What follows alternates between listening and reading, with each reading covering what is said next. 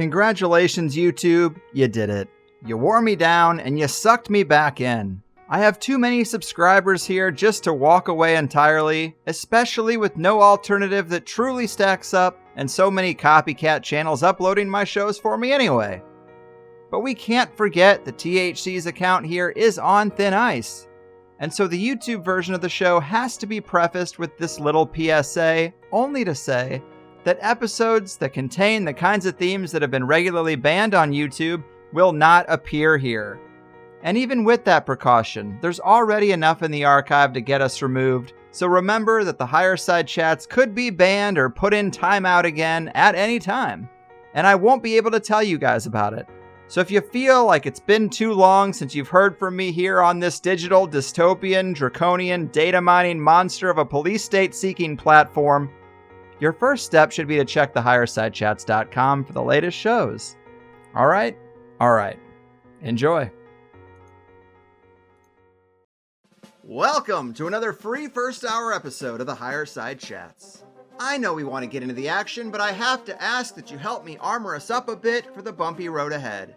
Because I bring you the first hour of this show without unrelated ad nonsense as a proof of concept. And if you value it, then come over to THC Plus for the $8 a month and hear the full 2-hour interviews as they were designed to be and as you would enjoy them most. Go to thehighersidechats.com or just click the link in the show notes to get started, and within a minute you'll be plugging in your new Plus Show RSS feed into a hopefully decentralized podcasting 2.0 supported app. Feed the things you want to grow and starve the things that gotta go, and we will reach the promised land. Think about that and enjoy the show.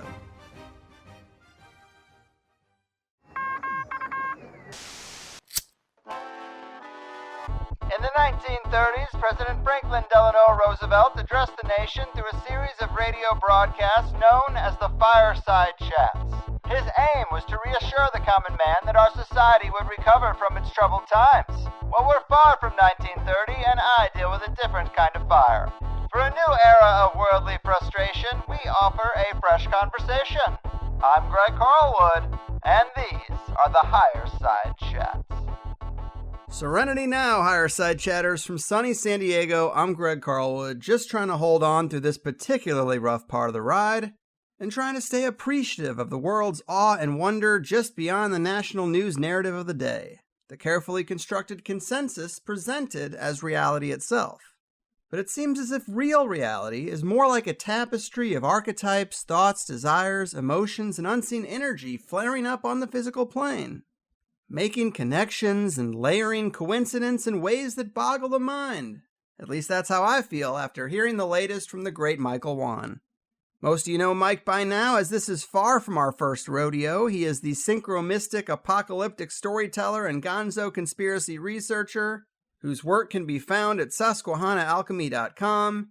In his dense and detailed presentations, he crafts esoteric mosaics of time and space and synchromistic portraits of name and place. And when he's done, you can't help but see the ties that bind, the hidden connections of a conspiratorial nature on one level, and a string of cosmic, uncanny connectivity on another. Deconstructing the cultural soup from the birth of computers to the death of Kobe, the Susquehanna sage and revealer of Matrix mind magic, my friend and yours, Mike, how the hell are you? Greg, I am doing well, and it is good to be back. The first thing I got to say is you do such a good job with that introduction, like both in terms of like the actual pulling the words together, and it's poetic. The words which you use are so good, but then even more so how you are setting up this latest conversation, which we are about to have. You teed it up perfectly, and I'm going to be honest right now. Like, this is a big presentation, which I'm going to cover today. What I mean by big is we're going to cover a whole bunch of different data points, and I'm going to do my best. I'm going to do my best in trying to paint a coherent picture, but I'm going to need some help here. I'm going to need some help because this thing is big, and what I need help is from you, my friend. If there are points in this conversation where it gets confusing, or if you're not certain with my logic, please stop me, ask for clarification, because the time is now, and this information, or at least this perspective, maybe that's a better way of putting it, I think it's important to be shared far and wide, because we are in the thick of it right now. And this is hopefully going to be a presentation in which we can all get a little bit more clarity so that we can make better right steps and choices as we move forward. So with that said, I'm doing pretty good. Yes, I like it. I like it. But yeah, man, I'm psyched about this one. You gave me a hell of an outline, and it's always a good day when I hear that you've applied your skills to another slice of the big conspiracy pie. And this one is going to be particularly tasty because even if you're one of those listeners that's not into the synchromystic stuff, if it's a little woo-woo for you, well, in this one, there's just also a lot of good old-fashioned conspiracy dot connecting when it comes to this handful of companies, the DuPonts, and what you call the 2-mile strange attractor field in Wilmington, Delaware. Seems like a real vortex of death and destruction, but I'm ready. All right. I sent you about 70 slides, a whole bunch of slides, because we're going to cover a whole bunch of things which are just going to be words. And I know how I receive information is that seeing it is important as hearing it. So for all of those that have capability, I think that you're going to put it up on the member side, like, definitely you want to go and look at these slides or open this up now, if possible, when following along. And possibly this may require a couple of different listens. Mm-hmm. Yeah, and thanks for doing that. I'll definitely throw it up for the plus people. I appreciate you letting me do that. Oh, without a doubt. But before we begin, I want to bring us a little bit up to speed. So there are two things I want to say. So first is, I think it's very important. Like, this is what I do, at least. And so I'm going to hold myself to the same requirements which I would do if I'm listening to someone else. And it's like, you want to know where they're coming from. You want to have their point of reference, because whenever information is presented, whenever stories are told, it's helpful to understand the perspective of where the person's coming from. So with that being said, this is Mike's perspective. The human experience is a mystery. It is a mystery. The most basic questions: where we are, how we got here, what we're supposed to do. We don't have definitive answers for them. I mean, certainly there are many, many answers to these questions. There are religious answers, there are metaphysical answers, they're philosophical, they're scientific. There are all of these different answers. But if you really press down hard on any of those, you're going to see it's going to come to a place of belief. You're like, okay, I'm going to have to accept this one piece of being true, whether that be the Big Bang or we were created by aliens or what have you. And so the reason why I say that, where I come from, is I don't try to solve that big mystery. I don't think that it can be solved. And what I do is I embrace the mystery, and I understand that. And because this mystery is embraced, it allows a lot of freedom of thought. You can go down a lot of different places. And so that is where I'm going to come with this information. I'm going to give a lot of different data points. I'm going to tie them together in the way that makes sense to me. But then again, like, this is for each person to receive this information based upon where they are and how they understand this mystery of life, and particularly what's going on in the world right now. So with that being said, I want to pick up from the last time that you and I spoke. The last time you and I spoke, it was in early April of 2021. And right now we're in the end of August in 2021, or year one, as it may one day be known as. And if you can recall, I began that last conversation sharing a personal story. And I told a story which happened in December of 2020. So just 4 months before that, I told a story of a mysterious poem and silver dollar which came to me in the mail. And the reason why I told that story is because though I think I know who sent that package and that poem, it played out in my life in a way which could not have been scripted or planned, very, very synchromistic, if you will. I began our last conversation that way because I just wanted to get into that mode, kind of like what I'm saying, like embracing the mystery allows me to go a little bit easier into the mysteries of life. Mm-hmm. So all of that being said, so we recorded last time on April 2nd, and I remember it very, very clearly. It was a Thursday night, and it was a long conversation. I want to say we were on the phone or on the computer, whatever, for like 3 hours. Mm-hmm. And after we got off that call, like, I was spent, this is a lot of work, to do these sort of things. And I had my son staying with me that night, and I was like, all right, boys, what do you want to do tonight? And they're like young teens, 13, 14 years old. And they're like, can we see a movie tonight? I'm like, yeah. What do you want to see? And they say that they want to see The Prestige, a film which I've talked about many times. And so I'm like, okay, let's go and sit down and see The Prestige. So we watched the film The Prestige. And the very next morning, so this is less than 24 hours from mine and your conversation, I received a second package from the exact same person. So I haven't received any other packages. So I talked about it on your show, about the one I received in December. And then in the very following day, I received a package again from this person. And this package is completely, all of the packages, they have a theme. There's some other people who I'm in contact with who are also receiving packages from this person. This package's theme is all about the movie The Prestige. In fact, the return address, the name which was used, was actually a character from The Prestige. And so on one level, like, it's not so hard to believe that this person, who obviously listens to some of my work, would send something about The Prestige, because I have talked about it. I use it as a touch point in a lot of the things I talk about. So that's not completely like unheard of. But what really gets me is the timing. The timing that you and I talked about this the night before, and I made a big deal of receiving that package and then how that played out in the coming days of my life.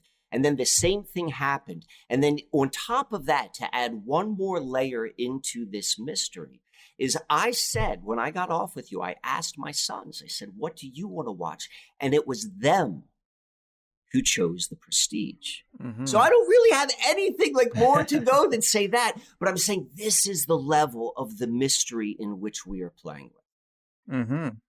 Yeah, that is trippy for sure. So it's with that I'm going to begin our conversation today. Yes. And though I spent a good amount of time in the slides which I sent you describing this 2-mile stretch in Wilmington, Delaware, I initially sent to you, and it's listed as the intro slides because I wanted this to kind of kick it off. Since sending you those slides, the intro or the kickoff has blossomed into a much greater story. And so I'm going to spend a little bit more time here than what I initially anticipated doing, but I think that it's going to make a lot more sense, particularly in the main meat of our presentation. Okay. And so what I want to talk about right now is the field of dreams. All right. So let me ask you this first. So when I say that, like, what pops in your mind? Well, the movie, of course, Kevin Costner. If you build it, he will come. Exactly. Now, let me ask you this. Have you seen the movie Field of Dreams? Yes. When was probably the last time you saw it? I watched it on Tuesday. You watched it? Okay, well, maybe you did it for prep for this. Yes, I actually haven't seen it for a while. But The Field of Dreams is a very, very special film in the collection of the totality of Hollywood productions. And I will say it for two reasons. One is, like, it was moderately successful. So, like, just the films that are successful are, only a small percent will actually be that. But what is so significant and so unique, and only a handful of other films meet this distinction, is the fact that it has a line in the film which transcends the film itself. And that is, as you said, If you build it, he will come. If you build it, they will come. It's, that whole mandala effect thing. We can talk about that in a moment. But I want to first stress that for a little bit, because what that phrase is, well, first off, it is in the collective consciousness, unlike any other line in films. There are, a handful of lines which a lot of people know. Maybe Luke, I am your father. There are other films which there are particular lines which have really gathered weight and gravity in the collective consciousness. But those lines typically have a context limited to the film itself. Like, certainly there can be some play upon that, but they are grounded in the film itself. But the way in which, if you build it, they will come, is structured. It is so arbitrary or so general that it can apply to so many different circumstances. And because of that, it has been used many and many, many times. Like, I'm just talking about that right now on mainstream thinking level. And so this is a line which has transcended the film itself. It is in so many people's minds, whether or not they know what film it's from, whether or not they've even seen the film. So if we begin to go and look at that line, we will see that it is, or at least it meets the definition of being a hypnotic suggestion, which very, very deeply is ingrained in the collective consciousness. So we just want to start with that as an idea, not even thinking about like what this hypnotic suggestion may be. So we're going to start with that. And now let's go over to the actual breakdown of field of dreams and what that even means. So the field of dreams, like, we have two different parts of it. We have the word field and we have the word dreams. And in the first definition, and both of these words are double entendres, or they have the capability of double entendre. They have multiple meanings.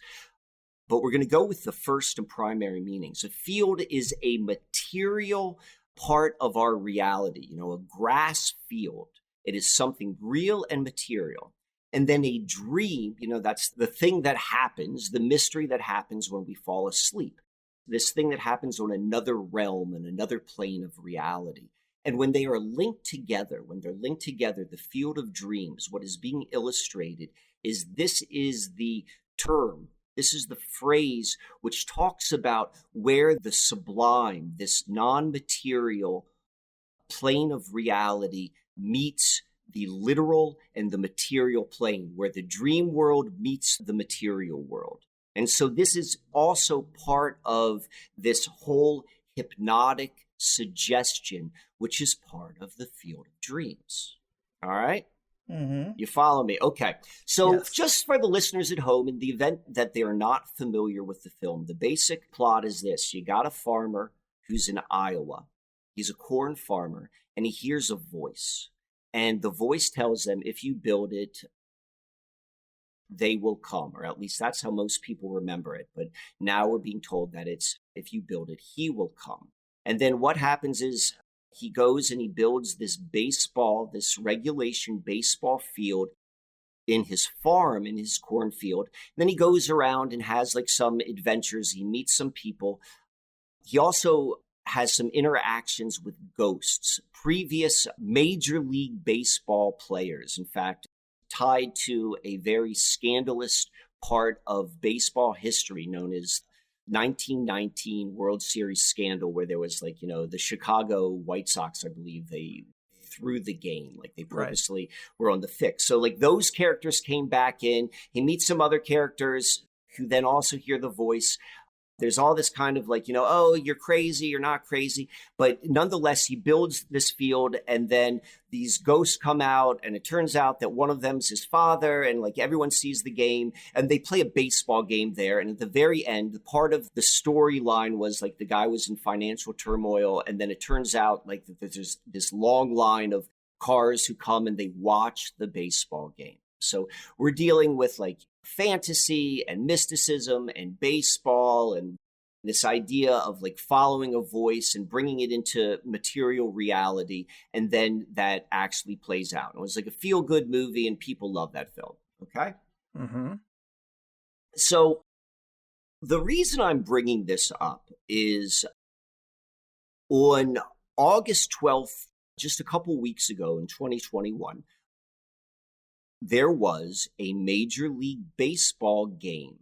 There was a Major League Baseball game that took place at the actual field that was built in this Iowa cornfield. Like they really did, like, to make the film. They built this baseball stadium. It became kind of a tourist attraction. And so this baseball game took place.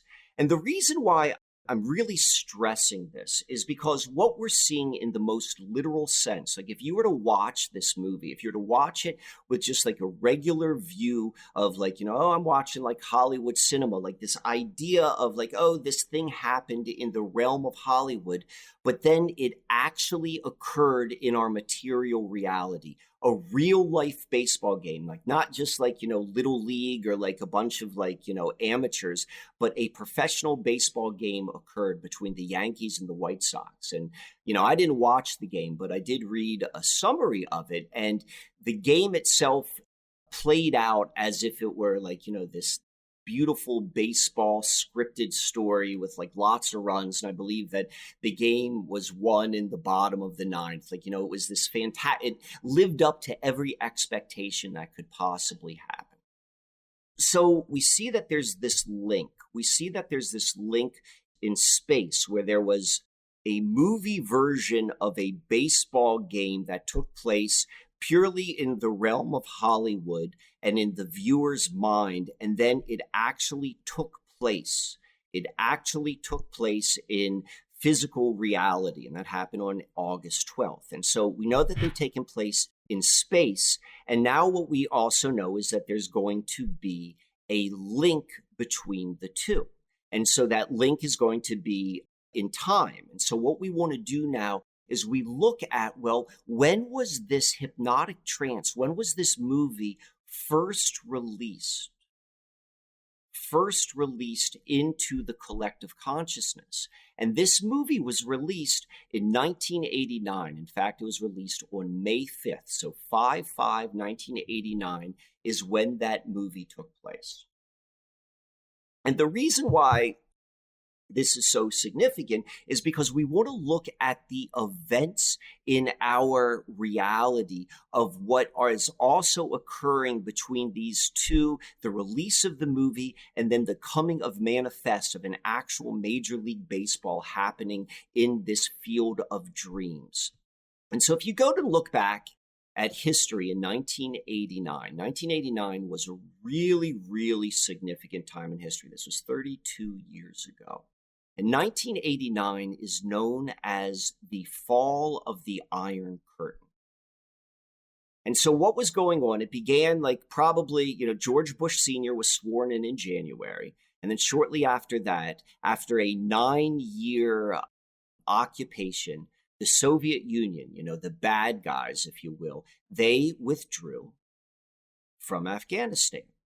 That was always a big story up throughout the 80s of the Soviets in Afghanistan. And finally they leave. They, just like Alexander the Great could not take over Afghanistan, neither could the Soviets. And they had to, in a humiliating way, they withdrew from Kabul. And then later in that year, we had the Tiananmen Square event. We had the fall of the Berlin Wall in November. We had the decapitation of the dictator in Romania. So many other events that were happening in Poland and all of these Eastern Bloc countries.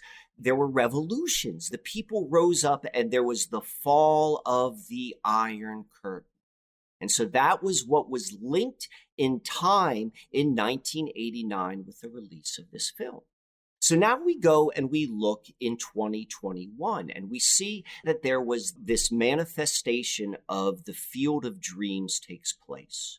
And so what occurs is this fantastic baseball game takes place in August 12th. And then 3 days later, there was the withdrawal of U.S. forces after 20 years being in Afghanistan. They withdraw just like when the Soviets did 3 days after the occurrence of this baseball game. So now we have this link. between actual events in our history. And if you're really paying attention to this story of what's going on in Afghanistan, like it, just like the baseball game, like it's just strangely scripted. And what I mean by that particularly is how the Taliban is now getting all of the U.S. forces equipment and uniforms. And like, there's this switcheroo which is taking place. And in fact, what seems to be occurring is there is a complete inversion switcheroo tied into these two events from 1989 and 2021, where we see the collapse of an Iron Curtain and the attempt of the building of an Iron Curtain, if you will, within the Western landscape, within, Australia and throughout Europe, and we're seeing it throughout United States. But we're seeing this happening. We're seeing this happening in real time, which is why I really want to start off with this. So before I go in a little bit deeper, I want to give a moment of pause to see if you have any clarification which needs to occur. No, I think that makes a lot of sense. I mean, there's a lot of rhyming going on between these two periods of time and being 32 years apart. I mean, that's also a very potent esoteric number. Without a doubt. But the stuff you have in Act 2, this is really where the rubber meets the road, because we get into corporate malfeasance and how these merchants of death really are just one big network trading billion-dollar assets around. And it gets into several threads that are quite telling when it comes to how the biosecurity state laid its base. And so we got to go a little bit deeper, because what we see in Act 2 is a literal field of dreams. That is what this 2-mile area is, because I'm talking to you right now about a concept. And now we're going to see this concept go into like a little bit more reality. But now I'm going to get a little bit deeper. So we want to think about this hypnotic suggestion, because it also is indicative of a modus operandi. If you build it, they will come. Because all what we're seeing right now, if you're really looking at the other storyline, which is playing out right now in reality, it was a false narrative beginning with that Event 201, like that was the construct. There was a construct, there was a telling of like, this is what's happening and this is the dangers. And they built this idea and they sold it. And at one point that was just an idea. And that was in 2020. But now we can see that that idea has taken root, whereas maybe it was completely built, and particularly from my perspective, of a made up idea, it is now something that is real. It was built as an idea, and now people are policing themselves. This is the modus operandi. You build it and they will come. But we're talking about hypnotic suggestions. And this is where we get another level of depth, which goes with this storyline, because we got to see like how deep this goes. There's another interesting tie, and I'm not going to go too deep into it. In 1989, on April 4th, on 4/4, there was an assassination attempt of the president of Haiti. And then on 7/7 of this year, of 2021, on July 7th, there was an actual assassination, not an attempt, again, of the Haitian president. So we see that the same places are significant in this storyline, assassinations, all this sort of stuff. And I don't want to get too far down into it, but those are very like tangible kind of stakes in the ground. But I want to go into the hypnotic suggestion. One of the areas, particularly from a conspiratorial perspective, when we think of hypnotic suggestions, and we think of like even more so like Manchurian candidates, we come back to The Catcher in the Rye, and particularly the assassinations which occurred in the 80s, which are tied into The Catcher in the Rye, most notably being the Hinckley assassination attempt of President Reagan, and then also the assassination of John Lennon. And both of those murderers had copies of that book on them. So the reason why I bring that up is because the Field of Dreams has a strange connection to The Catcher and the Rye. And so I'm going to walk through that because we can see it's all connected. The movie, The Field of Dreams, is based upon a book. And the book has a different name than the movie. The book was called Shoeless Joe. And so for the most part, they're pretty similar. But Shoeless Joe is what I want to talk about, and was written by an author whose name is W.P. Kinsella. Kinsella is his last name. And this book came out in 1982. So to give you a little bit of a timeline, in January of 1980 is when the John Lennon assassination took place, and it took place right in front of the Dakota apartment building in New York City. And then in 1981 is when the Hinckley assassination attempt took place in Washington, D.C. And then in 1982 is when this book was released.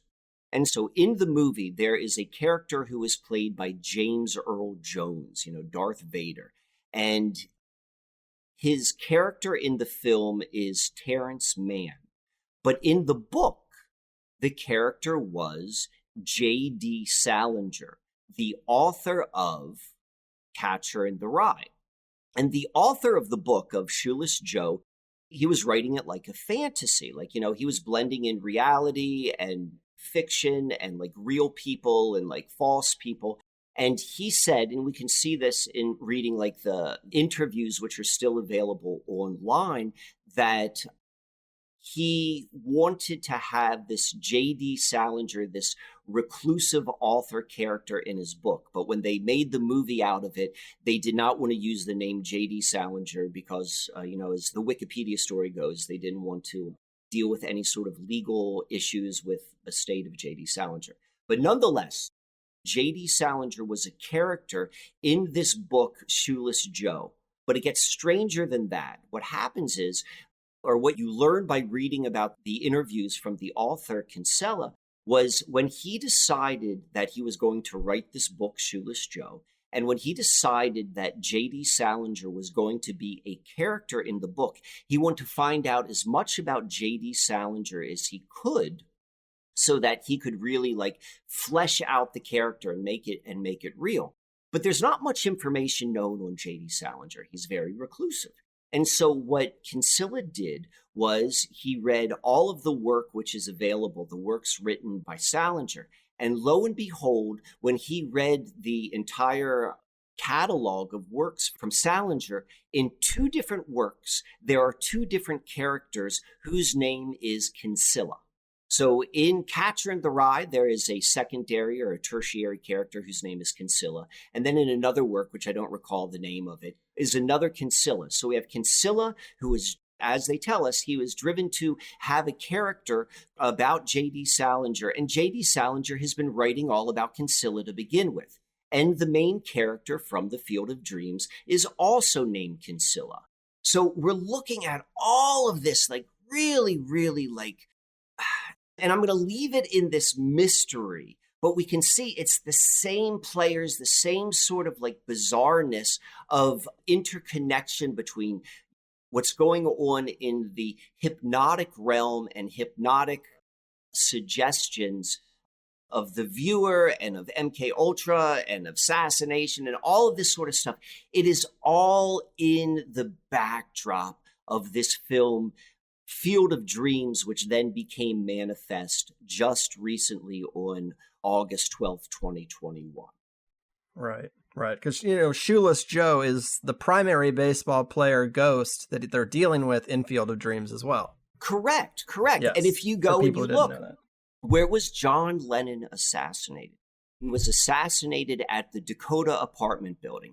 The Dakota apartment building in New York City is one of the most infamous apartment buildings. It's got two things which it's really known for. One is this strange assassination of John Lennon, which ushered in the decade of the 80s. It happened on January 8th, 1980. But then it is also the setting of the film Rosemary's Baby, which came out in 1968, I believe. And Rosemary's Baby was directed by Roman Polanski. Everyone knows the story of Roman Polanski and his pedophilia. He was the husband of the woman who was killed in the Manson murders. And then the movie plot, which was of Rosemary's Baby, which took place in the Dakota Hotel, is all about a woman who is gaslighted by a satanic cult living in the Dakota in order to impregnate her with the seed of Satan so that she can birth the after-Christ. Like, these are all of the touch points that are in when you start going and looking 2 levels deeper in all of this, which all tie in. And so then to go and then tie it in even deeper back to baseball, the Dakota Hotel was developed. The person who put the money to make it happen is a guy by the name of Edward Clark. He was a very wealthy industrialist in the 1800s, and his company was the Singer sewing machine manufacturers. They made sewing machines, like the primary sewing machines in the 1800s. Very, very big business back then. His grandson is the guy who is behind the creation of the Baseball Hall of Fame located in Cooperstown at the source location of the Susquehanna River. Like, I've talked about this when I go into the Susquehanna River. It is founded in baseball. It is founded in baseball. I've been doing a lot of talks lately about ball worship and all of this sort of stuff. And so now when we go back to this idea of this hypnotic suggestion of like, build it and he will come, you know, you got to ask yourself, who is this friggin' he? Who is this he? Who is this baseball? We've got all of these different players. We've got all this stuff. So this is where I kind of want to like tie up this Field of Dreams baseball storyline before we move into the meat of our presentation. Yes. Okay, are we ready for it? Oh, I'm ready. So, okay, now we're switching gears. And the whole purpose of this, the whole purpose of me telling these stories is to really paint, like there's so many ways of looking at what is happening in our reality right now. And there is a truth on so many of these levels. Like, you know, there is the actual storyline of like, you know, how this is unfolding. And then there's like the mystical aspect. And the more we can go and see, like, you know, what we're waking up into, the more clear we can become with it, then it becomes more obvious how we move throughout it. Because the truth of the matter is we have been born into this system. We have been groomed from the very beginning to believe that what is ordinary is just the way it should be. But the truth is we were just born into it, so it appears ordinary. So the meat of this presentation is about a 2-mile stretch of land found in Wilmington, Delaware. And what we find in this 2-mile stretch of land in Wilmington, Delaware, and I'm going to list the 5 points. And I call this a field of dreams, quite literally, where the esoteric ritual and material reality meet.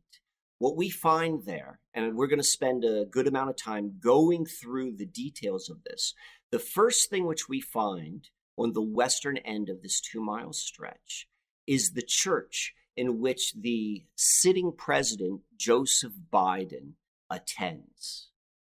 This is his home church. It's known as St. Joseph of the Brandywine. So we find that there. And then a little bit further east from there, we're going to find the campus of the research and development campus of the DuPont Corporation. So this is, I don't know, like maybe 15, 20 buildings where all of the research and development of DuPont has historically taken place. Right in the center and a little bit further east from this DuPont Research and Development Campus, we find a 300-acre estate of one of the former leaders, CEOs of the DuPont Corporation and one of the primary DuPont family members, and it's known as the Newmar Estate. And then just to the east of that, and this is all right next to each other. You know, you want to look at the map. I think the slide is called the primary map. Mm-hmm. That's what we want to look at with this. Just east of the estate is where we find a world-renowned children's hospital. And then just next to that, and on the eastern border of this 2-mile stretch is where we find the North American headquarters of AstraZeneca. Mm-hmm. So what we have right here in this 2-mile stretch, these are the players that are involved. We have the sitting president. We have the North American headquarters of one of the primary vaccine distributors of what's going on right now. And it is all grounded on the estate, because before these were built, they were all part of the estate of one of the, according to Fritz Springmeier, one of the 13 bloodlines of the Illuminati. And, you take that for whatever that's worth, on Fritz Springmeier's research. But one of the things which is said about the DuPont family and how it is unique within the bloodlines of the Illuminati is they are known as the most witchcrafty, the most spell-oriented of the bloodlines. Okay? And I'll also throw this one other point of reference to where we are in physical reality for people who are familiar with the breadth of your work, Greg. I don't know how many times you have had him on your show, but in the past you have had Jay Parker. Mm-hmm. And if people are familiar with Jay Parker and his expose and research into satanic ritual abuse, it is all surrounded by this artist colony called Arden, Delaware. And Arden, Delaware is just 5 miles away from this same 2-mile stretch, which I talk about. So when we talk about this field of dreams, like these are the different players which I'm beginning this story with. Mm-hmm. And I know we're going to get deeper into it, but when you look at the DuPont estate and how it's all laid out, I mean, just like you look at Washington, D.C., and you're like, some real intention and geomancy went into crafting this place. The same can be said for the gardens at the DuPont estate. There's some weird stuff I'm sure we're going to talk about. But yeah, AstraZeneca, their strange history. And really, when you laid out the history of Imperial Chemical Industries and DuPont and IG Farben, and that these are all business partners and their nature of business is anti-human, anti-earth, and pro-death, and then just this DuPont experimental station, that right there just sounds creepy. It's got a real MK Ultra flavor to it. But yeah, I think this is where the rubber meets the road. It's where the rubber meets the road, and it's where the synchromysticism meets the road. It is where the Hollywood spell meets the road. Like all of this goes and points to this area. I'm going to say this one point, and I'm going to go to a little synchromysticism, and then we're going to come back. Like I'm going to be bringing us like from the synchromysticism back to like the material and back and forth, because we need to see like the whole scope of what is in play. But before I do that, I want to point this out. What we also see from a very, very like tangible historical perspective, what we see in this 2-mile stretch is at least in theory, a replica of the model which was used by the Third Reich in Nazi Germany. Yes. And most specifically, I'm talking about the role of IG Farben, which was the big conglomerate which was so embedded with the government of Germany, and how they were the company that allowed the German war machine to really take place, or they were one of the primary players. Their modus of operandi is working within the concentration camps. And then specifically, they had their own concentration camps within IG Farben did. And what they did was they did all of their research and development on the children which were held in these prisoner camps. And we are seeing the same things happening here. Now, I'm not going so far and saying that was literally happening in this 2-mile stretch. I'm open to it occurring. But what we're definitely seeing is we're seeing children's hospitals with really rare diseases. We're seeing this group of children that are there. We're seeing like this highly, highly secretive and fortified research and development arm of DuPont in general. And DuPont is like no different than Monsanto if you want to get down into like their anti-human product line and anti-earth product line. And then we also have the pharmaceutical. We've got all of the same players are located right. Right. But before we get into that, I want to go and really explain what brought my attention recently into this area and why I'm telling this story now. I have a little bit of a personal history to Wilmington, Delaware. I'd lived there for 6 months in probably like 2015. And so I had a lot of feet on the ground, like experience there. And I had a lot of feet on the ground of this 2-mile stretch, because also included in this 2-mile stretch is a really, really like nice public park, wooded area. So I had been in that wooded area. I know that space. My feet have been there, like, and, for better or for worse. I've been in Arden, Delaware before. Like, I know these places. But what really brought it to mind was this relationship between 3 films that came out in the 1990s. And the reason I keep going back to the Hollywood stuff is because Hollywood is such a significant part of crafting the false realities in the collective consciousness. I mean, this is how you build it and they will come. Disney capturing the imagination. When you give these sort of stories and you tell people like, the way things are, the basic idea of like, you will see what you expect to see. This is why it's so important to, as Walter Lippmann put it, one of the fathers of propaganda, it is so important to paint the pictures which people see in their mind's eyes, because that is what will then become reality, no matter how you want to go and look at that phrase of creating reality.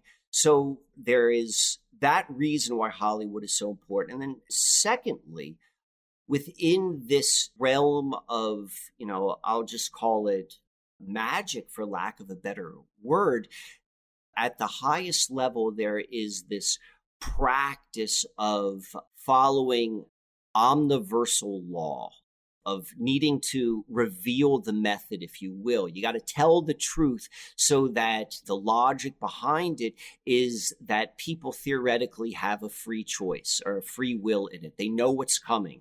And so because of that, there is truth. We can go and we can see some truth hidden within a lot of these films. And so I want to go back to 3 films from the 90s, which point to this area. And I think they also give a hint as to solutions, or maybe not, solution might not be the right word, as much as like, ways in which we are able to navigate, which is unfolding before our eyes. So I'm going to begin with the 1995. I'm not going to spend that much time in here, but I want to point this out. In the 1995 film 12 Monkeys, and 12 Monkeys stars Bruce Willis and Brad Pitt. And this film got a bunch of attention recently because, probably most people are aware, it deals with a virus which goes and wipes out all of humanity, if you will. So all of these virus films, like right in 2020, people started watching them again. And so 12 Monkeys is one of them. And it's not just about viruses, because it also deals with time travel, because the main character in it, Bruce Willis, part of the storyline is he was sent back from the future to try to figure out. They thought that a terrorist group called the 12 Monkeys released a virus, and that was the reason why all of humanity died. But in the film, you go and you find out that no, it was the scientists themselves that released the virus. But nonetheless, we're dealing with time loops. And I'll tell you why that's important in a moment. So within 12 Monkeys, there are two characters. So we've got the Bruce Willis character, and then we've got this Brad Pitt character. And the Brad Pitt character plays this guy, and they meet in a mental institution. And the Brad Pitt character plays this guy who is just friggin' nuts. Like, he's like all sorts of he's got these tics, and he talks strange, and he's obviously crazy, like a crazy homeless guy who would stand on the street. But if you listen, and particularly in light of our modern understanding of what's going on, remember this came out in 1995, everything this Brad Pitt character says is wow, this guy is speaking the truth. He just sounds nuts. So, okay, that's where we're going to begin with these three different movies. So the 12 Monkeys is the first one. In 12 Monkeys, there are two settings in 12 Monkeys. It takes place both in Baltimore, Maryland, and Philadelphia, Pennsylvania. And so these two cities, if you're not familiar with them, they're maybe about 90 miles apart from one another. And just about in the center in between the two is where we find Wilmington, Delaware. All right. So now we're going to go and see the two movies which are connected to 12 Monkeys. Okay. And one of the things which I do, or one of the ways at which I look at films, is you can see there is a continuity of films which are supposedly separate, but they connect through the actors who are within them. And if you pay attention, you'll see that though it is supposedly a different character, if you start to pay attention, you're like, oh no, this is the exact same character. He's got the same modus operandi, and you can see that they're connected. So 12 Monkeys gives us two different options of how things kind of play out from the two different characters, the Bruce Willis character and the Brad Pitt character. So we're going to follow the Bruce Willis character first. And so 12 Monkeys connects to the sixth sense. Most people are familiar with the sixth sense. And so the Sixth Sense came out 4 years later, came out in 1999. And Sixth Sense stars Bruce Willis and a young Haley Joel Osment. And the whole thing is Bruce Willis is a ghost and he doesn't realize he's a ghost. And Haley Joel Osment, his character, is able to see him. And one of the things which, if you look at the storyline, it's about not knowing who you are, because Bruce Willis doesn't know who he is. But where it gets really interesting is, first, the Sixth Sense takes place in Philadelphia. So we know that there's a connection with 12 Monkeys because it's Philadelphia and we've got Bruce Willis again. But most interestingly, is that the character Bruce Willis plays in 12 Monkeys, his name is Cole, James Cole. And the character which Haley Joel Osment plays in Sixth Sense, his name is Cole as well. And if you go, and I've got pictures of all this, these are all on the slides. And if you go and you look within the movie, The 12 Monkeys, it has to do with time loops where how the movie ends is a young Bruce Willis character sees an older version of himself shot and killed in the Philadelphia or the Baltimore airport. If you look at that character from 12 Monkeys, it looks very, very similar to the Haley Joel Osment character from The Sixth Sense. They're both called Cole. We see them at the same age. They have the same coloring. We see this link which is happening in there. And then to add to that, both of these films, if you go and you look at their most famous line from the films, it's the same friggin' line. In 12 Monkeys, the Bruce Willis character is famously known for saying, "All I see are dead people." And that is the most famous line from The Sixth Sense. The Sixth Sense was written and directed by M. Night Shyamalan, the Night Shaman, whoever this guy is. But the Sixth Sense storyline is about not even knowing you're dead and all of these time loops. Remember, that's what we're seeing with 1989 and the 2021, this switcheroo of the fall of the Iron Curtain and the rising of the Iron Curtain. We're seeing these time loops. And so that is one storyline which is being presented. And so we see that with the Sixth Sense. And so now we're going to go and look at the second storyline, which is connected to the 12 Monkeys. And that has to do with the Brad Pitt character. And the Brad Pitt character, as I said before, he was seen as totally friggin' nuts. And so let's go back, probably if you're a listener to this show, and particularly if you're a long-time listener in this show, you have probably gone through in your actual life experience, as you began to become awoken to what is actually happening in reality, like let's say 5 years ago, let's say 10 years ago, and as you began to tell your friends and family all that you were learning and discovering, they thought you were friggin' nuts. They thought you were friggin' nuts, just like Brad Pitt. And chances are we all went through this period when we first were learning about what is actually happening, like about how all of the history is a lie and all of this stuff. And I know from my own experience, like when I first started telling everyone, like I probably sounded a lot like the Brad Pitt character. Like I came across as being nuts. And so this is another storyline. You got the Bruce Willis going into this repeating of timelines, but then we got the Brad Pitt character. And I'm going to suggest this Brad Pitt character is going to be another option of how we move forward. And so the Brad Pitt character begins of being totally nuts. And he also, and what's interesting in the 12 Monkeys, he was thought to be the bad guy who was behind the virus. But the truth of the matter is he wasn't the bad guy. He was actually the opposite. But the Brad Pitt character, he continued in another film. Just like we saw Bruce Willis move from James Cole in 12 Monkeys to his character in The Sixth Sense, we see that the Brad Pitt character moves from the 12 Monkeys and he turns into none the less but Tyler Durden of Fight Club. And why do I say that? I say that most obviously is if you go and you listen to what Tyler Durden says, it is almost identical to the same perspective as the Brad Pitt character from 12 Monkeys. But the only difference, the Brad Pitt character has become a little bit more sophisticated with his delivery. He's no longer all sorts of manic. He's like, this is just the way it is. And now, like, I know how I fit into this crazy sort of world. In fact, I'm going to bring it down. And so the Brad Pitt character, I'm going to suggest, is where so many of us were in this beginning of the story. And then as we become more experienced understanding how the world works and more experience and like, listen, I can't just go around and telling every single person what's going on, that is this transformation of this Brad Pitt into Tyler Durden. Now, we could also go into the fact that like Tyler Durden and the narrator, the Ed Norton character, they tend to be the same person, but we're not going to go too far down it. I've done that in some other videos. But it's a fascinating look.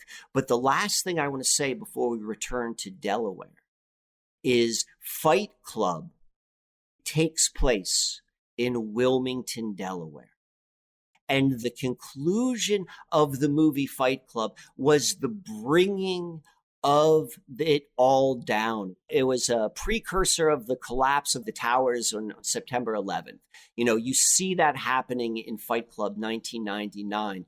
But the reason why that came from is the Tyler Durden / Ed Norton character said that the problem of all of this consumerism, this materialism, and all that is a false reality which everyone has been sold into. It must be brought down. And where is it brought down? And now listen, I want to be crystal clear here. I'm not telling anyone to go bring this stuff down. I'm not saying that. I'm going on record for that. But I'm looking at this metaphorically, looking at what we're going to go look at in Wilmington, Delaware, metaphorically. Like this storyline, these options are being presented before us. Okay? Mm-hmm. Are you following me? Yeah, and I definitely think the movie stuff is really fascinating, but we're basically at an hour, and I don't want to end the first hour without giving giving the people some of that big pharma stuff, because that is the nuts and bolts conspiracy. So hopefully we can get into that pretty quickly, and then I'll cut the show, at that point. Perfect. Well, then let me go right into that. So we're going to return back to Delaware. So we're returning back and we're going to begin with AstraZeneca. And a lot of this has been covered like from the very beginning. If you followed the conspiratorial element of these pharmaceutical companies from the beginning of the vaccine storyline, which is being told to us, like I'm just rehashing what other people have already pointed out. So this can all be verified, but this is what it is. So AstraZeneca, as a pharmaceutical company, was a merger between two other companies, one being Astra, one being Zeneca. And so we're going to focus on the Zeneca portion. And I want to say this happened like sometime in the mid 90s, like right in the time of all of this movie stuff. So now let's go look at Zeneca. So where did Zeneca come from? Zeneca was a spin-off. So it was part of another corporation, a much, much larger corporation than Zeneca itself. And they created their own independent corporation. And what it was a spin-off from was a UK-based company called ICI. So ICI, let's go and look at the beginnings of ICI. ICI was founded in like 1925, and it was the merger of 4 different companies, and they created ICI. In fact, they were a conglomerate, and they dealt a lot with chemicals, and they dealt a lot with explosives. And so we're going to come and look at the DuPont Corporation in a moment, but we're going to see that it's a very, very similar company to what the DuPont company came to be. But the key thing about the ICI corporation in which we want to go and focus upon is who the first CEO was. So this CEO was in charge of one of the 4 initial companies that became ICI. And then of those 4 companies, he became the CEO of the one conglomerate. And his name was Lord Mound, M-O-U-N-D, I believe it is. I'm going by memory here.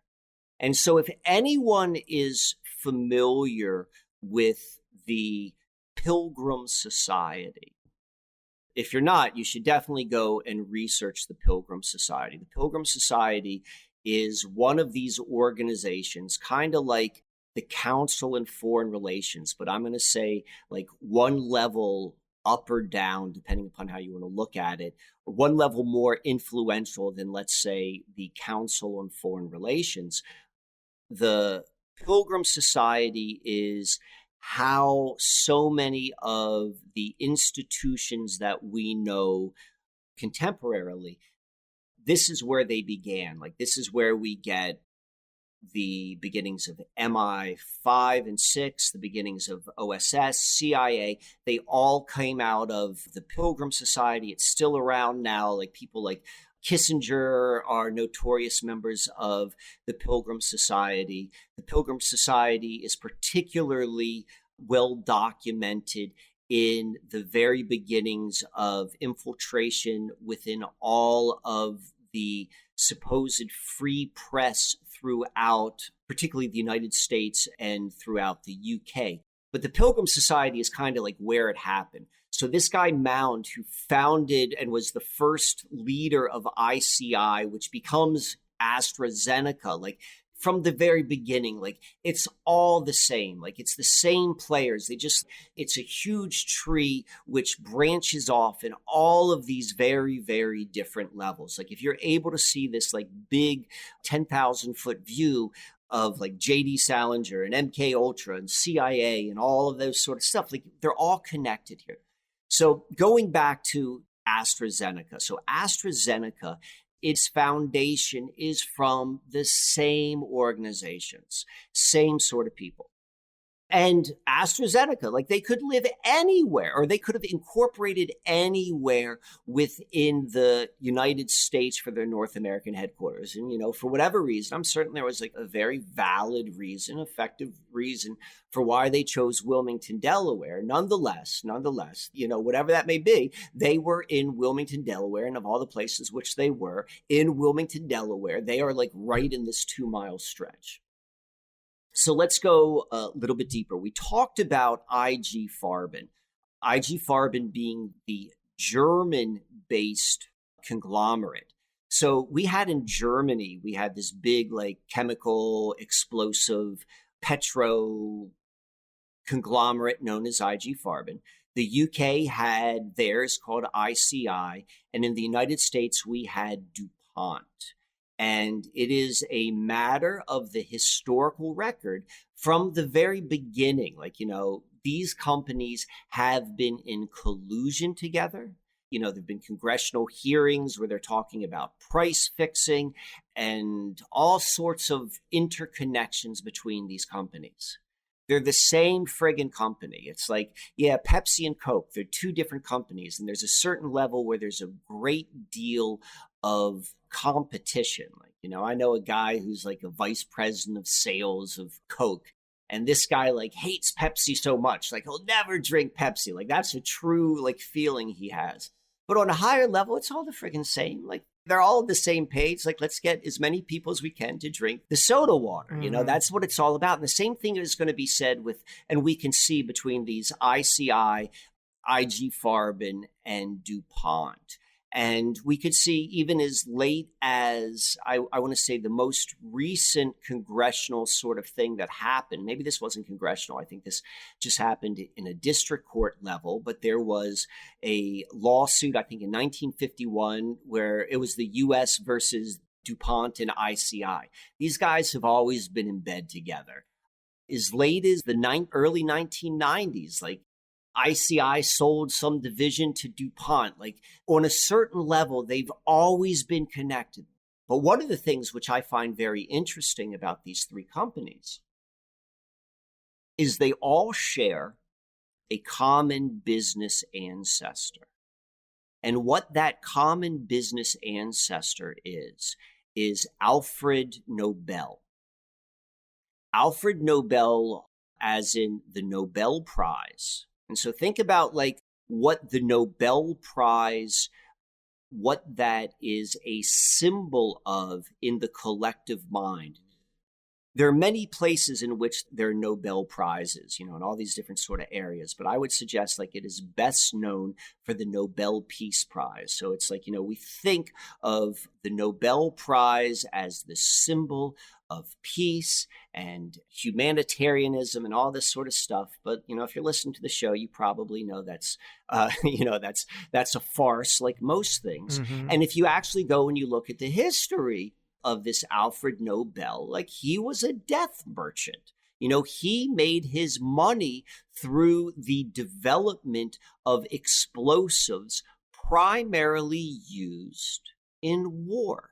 In fact, as the story goes, the whole reason that the Nobel Prize came into existence is that Alfred Nobel did not want his legacy to be that of what he was, and that being a death merchant, but to be remembered as the great champion of humanity, which is why he put all of his estate into creating this Nobel Trust. So, that's part of this whole sort of like trickery and mocking, which you could say, which happens on a certain level of crafting this dream of the collective consciousness.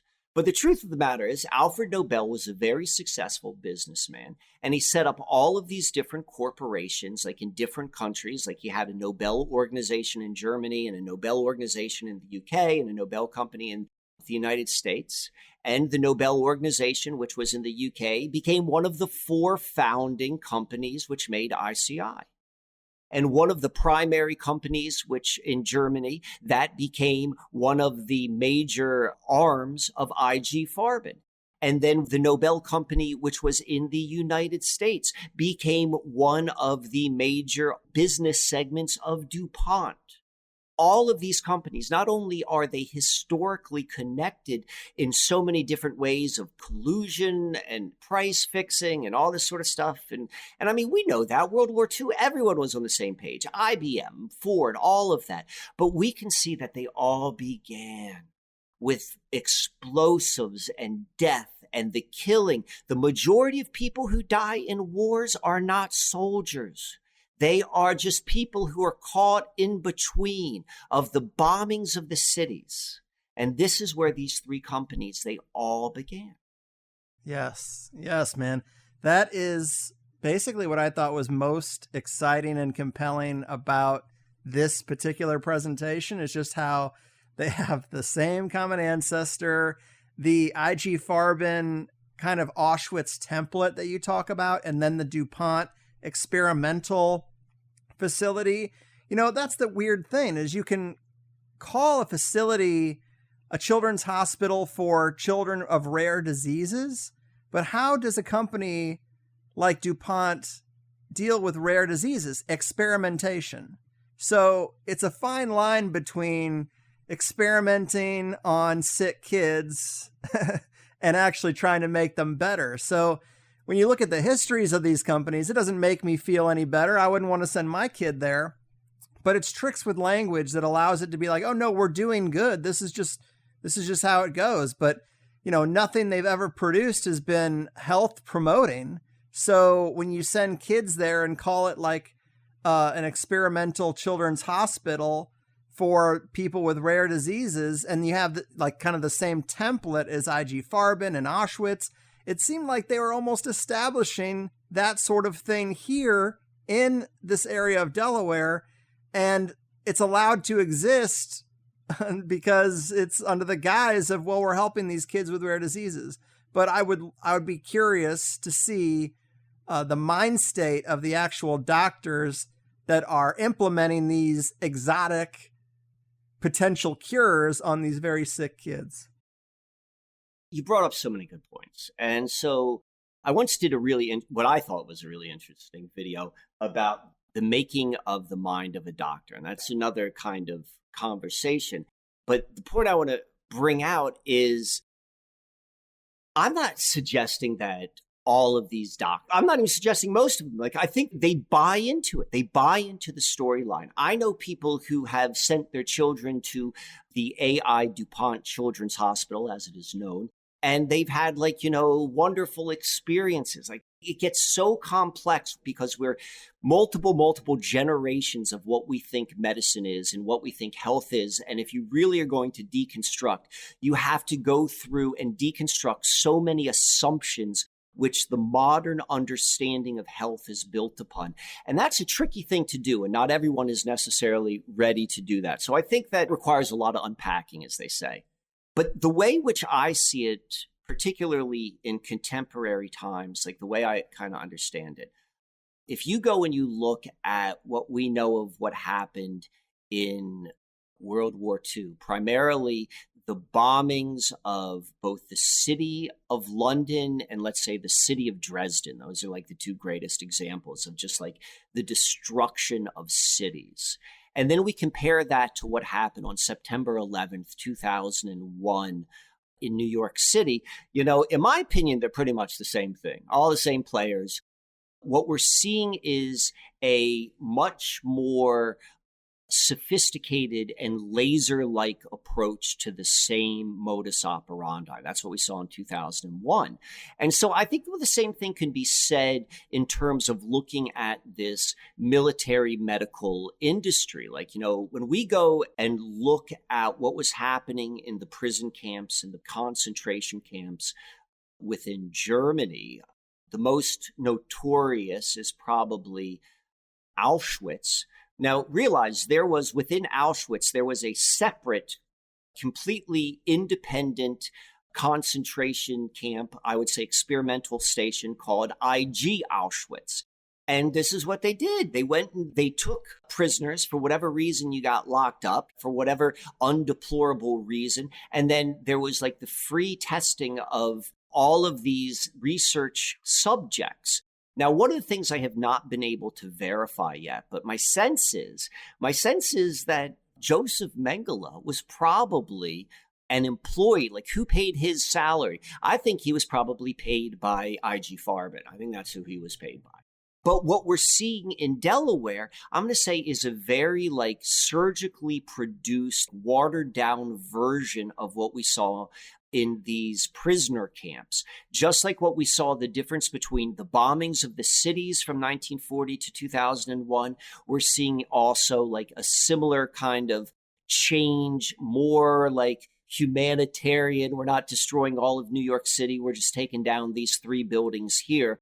Kind of similar to that, oh, we're doing good. We're giving you all of these good lethal chemicals to heal your children, which we made sick anyway. probably from a product which they got from DuPont to begin with. You know, there's a real like perverse sickness in the irony of a child going to the DuPont Children's Hospital who could very well have gotten sick because they're a second or third generation from a parent that got sick because they were cooking on Teflon pans or ingesting any of the chemicals which were used for fertilizers by DuPont.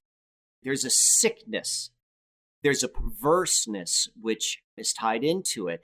And if now, you know, I don't know how you set it up. If like now you want to kind of like set for the break and then we'll go into the second part, because I want to talk a little bit. And what we're going to talk about in the second part is like we laid out maybe the business nuts and bolts, which the business reasons is one of the reasons why I think so many people could get sucked into participating in this show of horrors, not realizing what they are. But in the second half, I want to look at specifically the symbology of both the estate, which we find all of these corporate entities are built upon, and then also tying that into Joseph Biden and his inaugural event. And we're going to see where this kind of like sickness and this perverseness of hunting humans and destroying humans, where that's grounded in an ancient practice. Yes. I like it, man. That works great for me. We will call that the end of the first hour. Thanks for letting us add a little bit more of the nuts and bolts, big pharma conspiracy stuff, so we didn't just leave people with Field of Dreams and 12 Monkeys and that stuff, which is interesting, and that it's all thematically tied in and locationally tied in. I love it. Well, another intense whirlwind full of interesting information about people, places, Hollywood, major companies, a lot of stuff still in play today. That little 2-mile stretch seems like one hell of an energy vortex. Yeah, they got a Field of Dreams there. Yes. Or nightmares. Right. Well, always a pleasure. You are one of the greats, and I'm lucky that you keep wanting to come back here. So thanks again, and tell them about anything you do. I mean, you say you're not doing a whole lot either, but I mean, you do sell some merch. You have some places where you're looking for support these days. Let them know about that. Yeah, just because I'm not doing nothing doesn't mean I ain't accepting. So, all right, thank you for that opportunity. So first off, the audience of Higher Side Chats has always really done a good job taking care of me. So I'm grateful for that. And, you know, I used to 15 years ago, like I was deep into the world of regular living, and I've slowly moved off over the past 10 years. And so, you know, we support each other. And I've done that even more so. I've elected to paint myself in the corner because right now I'm not working with people. That's how, at least for having to pay bills, like that's how I've been doing a lot of it. But for those of you folks who are interested in supporting Uncle Mike here, this is what I would ask. You know, if you got something out of this, just shoot me like a couple bucks on PayPal. Like literally, that's all I want. If I could get through the next couple months, if we still need money after 3 months, maybe I'll do something else. So if you listen to this, and if you can spare a couple bucks, whatever you can, send me a couple bucks on PayPal. That would be fantastic. I'll keep on coming in and I'll share like my research. I'll do that all day long. So that would be the first thing. And Greg, hopefully we can include on the show notes, like where they could send a PayPal connection until they kick me off that. You could always go to YouTube right now. I put out my stuff there. Maybe like once a week, I'm putting something out, just me. I do a pretty regular show with Emily Moyer, which is kind of fun. And a lot of the stuff which I talked about today all began with those. So if you go to YouTube, you can see that. And that's a little bit less thought out, but it's watching these ideas come in real time, which I think some people enjoy to do. I do a monthly or every 2-week show with Ross Ben. You can see that on either one of our YouTube shows or channels. And then once a month, I do a show with Howdy Mikowski and Emily. All this is all on YouTube. So those are cool things if you resonate with this type of playing. And I'll even say this is kind of fun. What I do with Emily and Howdy, and I don't know if you know either one of those, We do this thing once a month. 2 days before our recording, one of us will pick a story in the mainstream, and then each of us has like 2 days to look it over, and then we come and we present the weirdest stuff we can find from our own unique perspectives. And what the show is this kind of like high wire act of watching people looking at the same thing from different perspectives. And I think that holds a lot of value in terms of teaching us how to look at things in a different way. All of this Field of Dreams stuff came from one of those episodes. So like, I think there's something there, but at the very least, beginning for us to learn to look, become more flexible with our understanding. So all of that's on YouTube. The last thing is I'm still selling, it's called The Rites of the 40th Parallel on my website. That is a book which goes through these sacred locations right on the Susquehanna River. You can buy one of those. And I highly recommend, if you are on the East Coast of the United States and you can get out there, go to this location. Go check out the sites and follow what I did in that book. But if you're not, what I would encourage is, if you order the book, use it as a model. Use it as a model to better understand your own surroundings. I go through 4 different locations and I explain it physically, and then I explained it spiritually, and then I put like the going to the different locations in an overarching experience. And so what my hope would be, if you do not have the opportunity to go to the 40th parallel of the Susquehanna River, if you got a copy of the book, you would go and you'd see like kind of how I structured it, and then you would go and invent your own. You would look in your own backyard and be like, oh, okay, let me see it this way and that way. And you begin to come up with your own story, with your own surroundings, because this is how you begin to create an intellectual, emotional, and spiritual feedback loop to where you live. And then the last thing I guess you could do is, and you can get these on my website as well, and I kind of like this because I don't have to do anything because third-party printing does it, but you can buy some of the t-shirts, like some of the swag. I think that's really cool t-shirts. So you can get that as well. So if any folks, you can help me out, I would greatly appreciate it. And if not, like, I'll continue doing what I'm doing. Right on. Man, well, you are one of the greats, a very unique character with a unique perspective, and I'm lucky to know you, man. Another classic in the bag. Keep doing what you do and take care out there. Thank you, and the feeling is mutual. All right, Michael Wann helping me stay on track. I am very thankful. Having him give me an outline saved me a lot of time and was a huge help. The last thing I want to do 30 days before a baby shows up is be behind schedule on the show. So big thanks to him. I'm sorry it wasn't my best showing. Clearly, my favorite aspects of the proposed outline were related to the ancestral nature of these big pharma companies and their history, and the parallels to IG Farben and their connection to experimentation on humans during World War II, and what the DuPonts have set up in this Delaware area. I don't know why, as the interview went on, I was so hung up on getting to the practical big pharma stuff. I know the Hollywood spellcraft material is also really interesting. The plot lines of these movies that take place in that area are pretty eerie. I understand why Mike found these syncs with Field of Dreams to be worth focusing on, and I hope you guys agree. I just wanted to make sure free listeners at least got a taste of the big pharma stuff in this one. I was afraid it just wouldn't have quite enough meat if we didn't do it that way. But I know I was so distracted with how I was feeling that I just tried to stay out of the way for the most part. All good though, just a bit of a cold. People who heard me mention a cold on the last one have been writing me asking if it's the Rona, and I will never know.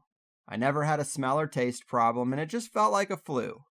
Colds are just a part of life, and I got a pretty brutal reminder of that last week. Glad to be past it. It certainly made me feel like I haven't been living to my fullest. When you're sick in bed, it gets pretty boring, and thoughts like, man, if I could just feel better, I'd never waste another day like this again. Definitely start bubbling up to the surface, So I think it was a catalyst for me to live a little harder and to be a little more committed to getting out of my office and having more fun despite everything. I find that you can read the headlines and comb over news of new restrictions and drive yourself crazy, but if you actually just put the phone down and go out, it's not nearly as bad as the headlines make it seem. And if you expect it to get worse before it gets better, all the more reason to enjoy the now, right? But Mike did provide a Dropbox folder with 70-ish slides that go with this episode. I wouldn't want to limit it to just Plus people, so it is in the show notes. You can find that link. It's Mike's work, not mine, so it only feels right to get it out to anyone who wants to follow along in that way. And I do feel for Mike because he does a very special kind of work that is not easy to monetize. A Patreon isn't the best support system for him because it's got to be constant content. Books aren't really the best because they take so long to write and actually hit the shelves, and his work is usually very related to current cultural events. So it's weird because he does some of my favorite sort of stuff, drawing esoteric connections through conspiratorial time and space. But to get properly compensated for the work just seems more challenging for him than it does for others. So consider a small donation if you like this synchromystic stuff as much as I do. And just to read some of Mike's support stuff that will also be in the show notes, appreciation and support are best expressed through PayPal at mkwann@comcast.net, mkwann@comcast.net. You can go to YouTube/Susquehanna Alchemy for the shows he does, like From the 40th Parallel with Ross Ben, Playing the Glass Bead Game with Emily Moyer, Susquehanna Storytime, and Sus AF, which is a great name. All intriguing branches on the Michael Wann work tree. SusquehannaAlchemy.com to purchase the Rites of the 40th Parallel and for booking private tours. And then SusquehannaAlchemy.threadless.com for the t-shirts and the stickers. And in the time since recording this, he did actually start that podcast. You can find the RSS feed in the show notes. He's already got 4 or 5 episodes. Grab that link and smash the subscribe button if you think his new podcast is something you might enjoy. And that's really enough promo talk. I got to give it all to Mike because he really did this episode basically alone. And you already know how to support THC and get more show. But thanks for listening. I hope you're all navigating all of this craziness with a positive mental attitude, staying low stress, and being a good support person for those in your life who aren't as strong or as clued in as the rest of us. That's about it for me. I will catch you next time, and be on the lookout for a San Diego meetup announcement if you're anywhere near the area. But for now, I've done my part. Your move, Hollywood spellcrafters, big pharma freaks, and facilitators of the dark DuPont agenda. Your fucking move. Have a drink and a smoke. Listen to the cast. We shine a shiny spotlight. Put criminals on blast. The pinstripe men of mourning and families of finance. DuPont, Windsor, and Rothschild. The kids don't stand a chance. The kids don't stand a chance. I said the kids don't stand a chance. We're looking for the answers to questions never asked. So we come to the Carlwood for the higher side chats. The pinstripe men of mourning and families of finance. DuPont, Windsor, and Rothschild. The kids don't stand a chance.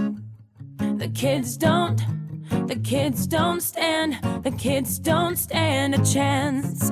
I said the kids don't stand a chance.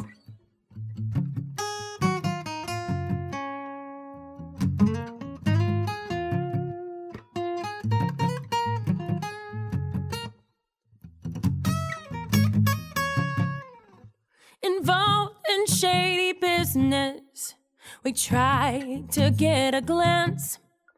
We're working on the numbers. Resistance must advance. The pinstripe men of mourning and families of finance. DuPont, Windsor, and Rothschild. The kids don't stand a chance. The kids don't stand a chance. I said the kids don't stand a chance. The kids don't stand a chance. The kids don't stand a chance. I said the kids don't stand a chance.